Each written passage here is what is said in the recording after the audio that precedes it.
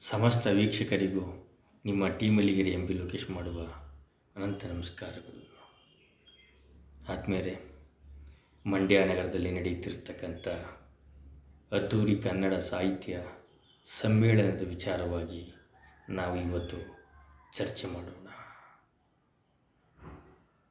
ಆತ್ಮೀಯರೇ, ಕನ್ನಡ ನಾಡು ರಾಜ ಮಹಾರಾಜರ ಈ ಪುಣ್ಯಭೂಮಿ ರಾಜಧಾನಿಯ ತವರೂರು. ಹಲವು ಸಾಹಿತಿಗಳು, ಹಲವು ಕಥೆಗಾರರು, ಗೀತ ರಚನಾಕಾರರು, ಹೋರಾಟಗಾರರು, ಹಲವಾರು ಜನ್ಮ ತಾಳಿರ್ತಕ್ಕಂಥ ಈ ಪುಣ್ಯಭೂಮಿಯಲ್ಲಿ, ಅದರಲ್ಲಿಯೂ ಸಹ ಮಂಡ್ಯ ಜಿಲ್ಲೆಯಲ್ಲಿ, ಮಂಡ್ಯ ನಗರದಲ್ಲಿ ಅದ್ದೂರಿ ಅಖಿಲ ಭಾರತ ಕನ್ನಡ ಸಾಹಿತ್ಯ ಸಮ್ಮೇಳನ ನಡೀತಾ ಇದೆ. ಇದೊಂದು ದೊಡ್ಡ ಹಬ್ಬದ ರೀತಿ ತಯಾರಿ ನಡೆದಿದೆ. ಇದಕ್ಕೆ ಜಿಲ್ಲಾಡಳಿತ, ಮಂಡ್ಯ ಜಿಲ್ಲಾಡಳಿತ ಸಕಲ ಸಿದ್ಧತೆಯನ್ನು ಮಾಡಿಕೊಂಡಿದೆ. ನಮ್ಮ ಕನ್ನಡ ನಾಡಿನ ವಿಚಾರವಾಗಿ ಮಾತನಾಡುವುದೇ ಆದರೆ, ನಮ್ಮ ನೆಲ ಜಲ ಭಾಷೆಯ ವಿಚಾರವಾಗಿ ಹಲವಾರು ಸಾಹಿತಿಗಳು, ಹಲವಾರು ರಚನೆಕಾರರು, ಹಲವಾರು ಕವಿಗಳು ವರ್ಣನೆಯನ್ನು ಮಾಡಿ ಈ ಹೋರಾಟದ ಒಂದು ಕಿಚ್ಚನ್ನು ಹತ್ತಿ ಈ ಪುಣ್ಯಭೂಮಿಗೋಸ್ಕರ ಹೋರಾಟವನ್ನು ಮಾಡಿದ್ದಾರೆ. ಅದೇ ರೀತಿ ತಮ್ಮ ಸಾಹಿತ್ಯದ ಮೂಲಕ, ಗೀತ ರಚನೆಯ ಮೂಲಕ ನಮ್ಮ ಕವಿಗಳು ಕನ್ನಡ ನಾಡನ್ನು ಅದ್ಭುತವಾಗಿ ವರ್ಣನೆಯನ್ನು ಮಾಡಿದ್ದಾರೆ. ಕುವೆಂಪು, ಜಿ ಪಿ ರಾಜರತ್ನಂ, ಶಿವರಾಮ್ ಕಾರಂತರ ಅತಿರಥ ದೊಡ್ಡ ಮಹಾರಥ, ದೊಡ್ಡ ಕವಿಗಳು ಜನ್ಮ ತಳೆದಂಥ ಈ ಕನ್ನಡ ನಾಡು ಹಲವು ರಾಜ ಮಹಾರಾಜರ ರಾಜಧಾನಿ. ಗಂಗಾ, ಚಾಲುಕ್ಯ, ಹೊಯ್ಸಳರು ಕೇಂದ್ರ ಬಿಂದುವಾಗಿ ವಿಜಯನಗರ ಅರಸರು ಆಡಳಿತ ಮಾಡಿರ್ತಕ್ಕಂಥ ಈ ಪುಣ್ಯಭೂಮಿಯಲ್ಲಿ ನಾವು ಜನ್ಮ ತಾಳಿರೋದೇ ಒಂದು ದೈವ ಪ್ರೇರಣೆ ಅಂತಲೇ ಹೇಳ್ಬೋದು. ಕನ್ನಡ ಸಾಹಿತ್ಯ ಈ ಸಮ್ಮೇಳನದಲ್ಲಿ ಹಲವಾರು ಕವಿಗಳು, ಸಾಹಿತಿಗಳು, ಗೀತ ರಚನೆಕಾರರು, ಹಲವಾರು ಜನ ಕಲಾವಿದರು ಈ ಸಮ್ಮೇಳನಕ್ಕೆ ಆಗಮಿಸ್ತಾ ಇದ್ದಾರೆ. ಜಿಲ್ಲಾಡಳಿತ ಎಲ್ಲ ಶಾಲಾ ಕಾಲೇಜುಗಳಿಗೆ ರಜೆಯನ್ನು ಘೋಷಿಸಿದೆ. ಈ 3 ದಿನಗಳ ಹಬ್ಬವನ್ನು ಪ್ರತಿಯೊಬ್ಬರೂ ಸಹ ಈ ಕಾರ್ಯಕ್ರಮದಲ್ಲಿ ಭಾಗವಹಿಸಿ ನಮ್ಮ ಕನ್ನಡ ನಾಡಿನ ಒಂದು ಸಾಂಸ್ಕೃತಿಕ ವೈಭವವನ್ನು ಕಣ್ಣಾರ ನಾವು ಈ ಸ್ಥಳದಲ್ಲಿ ಕಾಣಬಹುದು. ನಮ್ಮ ಪರಂಪರೆ ಬಗ್ಗೆ ಬೆಳವಣಿಗೆ ಹಾಗೂ ನಮ್ಮ ಸಾಹಿತ್ಯದ ಮಜಲುಗಳನ್ನು ನಾವು ತಿಳ್ಕೋಬೋದು. ಪ್ರತಿಯೊಬ್ಬ ವಿದ್ಯಾರ್ಥಿಗಳಾಗಲಿ, ಸಾರ್ವಜನಿಕರಾಗಲಿ ಈ ಅದ್ದೂರಿಯ ಅಖಿಲ ಭಾರತ ಸಾಹಿತ್ಯ ಸಮ್ಮೇಳನದಲ್ಲಿ ಭಾಗವಹಿಸಬೇಕು.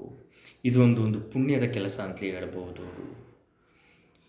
ಬಂಧುಗಳೇ, ನಾವು ಕನ್ನಡ ನಾಡನ್ನು ಹಲವಾರು ನದಿ, ತೊರೆ, ಕಾಡುಗಳನ್ನು ನಮ್ಮ ಕವಿಮಾಷೆಯರು ವರ್ಣನೆಯಿಂದ ನಾವು ಆ ಗೀತೆಯನ್ನು ಸವಿಯನ್ನು ಉಂಡಿದ್ದೇವೆ.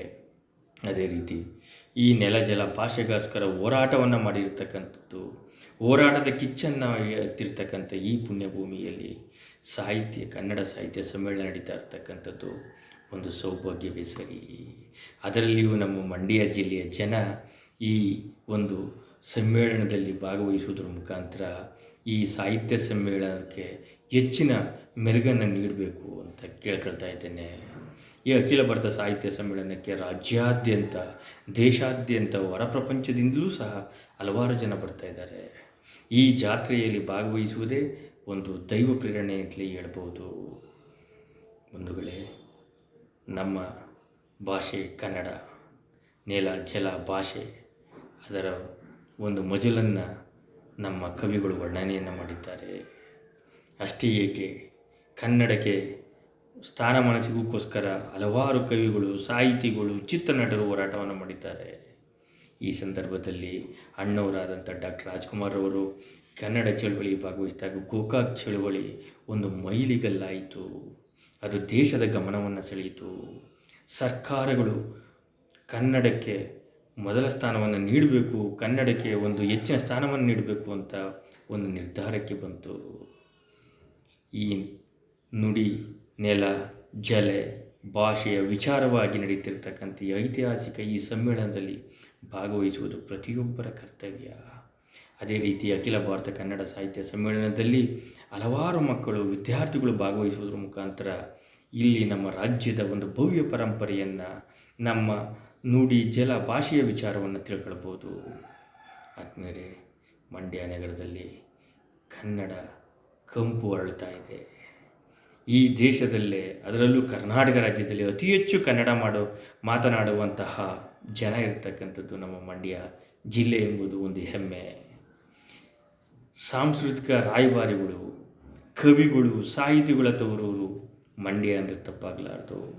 ಅಷ್ಟೇ ಏಕೆ, ಇಡೀ ದೇಶದಲ್ಲಿ ಹೋರಾಟದ ಕಿಚ್ಚು, ಚಳುವಳಿಯ ಕಿಚ್ಚನ್ನು ತೋರಿಸಿಕೊಟ್ಟಂಥ ಕೀರ್ತಿ ನಮ್ಮ ಮಂಡ್ಯ ಜಿಲ್ಲೆಗೆ ಸಲ್ಲುತ್ತದೆ. ಆದಮೇಲೆ ಶುಕ್ರವಾರ, ಶನಿವಾರ 19, 20, 21 ನಡೀತಾ ಇರತಕ್ಕಂಥ ಈ ವೈಭವದ ಒಂದು ಜಾತ್ರೆಯಲ್ಲಿ ಈ ಅಖಿಲ ಭಾರತ ಸಾಹಿತ್ಯ ಸಮ್ಮೇಳನದಲ್ಲಿ ಭಾಗವಹಿಸೋಣ. ಅದೇ ರೀತಿ ಭಾಗವಹಿಸೋದ್ರ ಮುಖಾಂತರ ನಮ್ಮ ಪರಂಪರೆಯನ್ನು ಉಳಿಸೋಣ. ಜೈ ಹಿಂದ್, ಜೈ ಕರ್ನಾಟಕ ಮಾತೆ. ಆದಮೇಲೆ ನಮ್ಮ ಯೂಟ್ಯೂಬ್ ಚಾನಲ್ನ ದಯಮಾಡಿ ಸಬ್ಸ್ಕ್ರೈಬ್ ಮಾಡಬೇಕು ಅಂತ ಕೇಳ್ಕೊಳ್ತಾ ಇದ್ದೀವಿ. ನೀವು ಯೂಟ್ಯೂಬ್ಗೆ ಹೋಗಿ @janataparivar@gmail.com ಅನ್ನು ಸಬ್ಸ್ಕ್ರೈಬ್ ಮಾಡೋದ್ರ ಮುಖಾಂತರ ನಮ್ಮೆಲ್ಲ ಪ್ರಯತ್ನಕ್ಕೆ ಪ್ರೋತ್ಸಾಹಿಸಬೇಕು ಅಂತ ಈ ಮೂಲಕ ಕೇಳ್ಕೊಳ್ತಾ ಇದ್ದೀನಿ. ಜೈ ಹಿಂದ್, ಜೈ ಕರ್ನಾಟಕ ಮಾತೆ.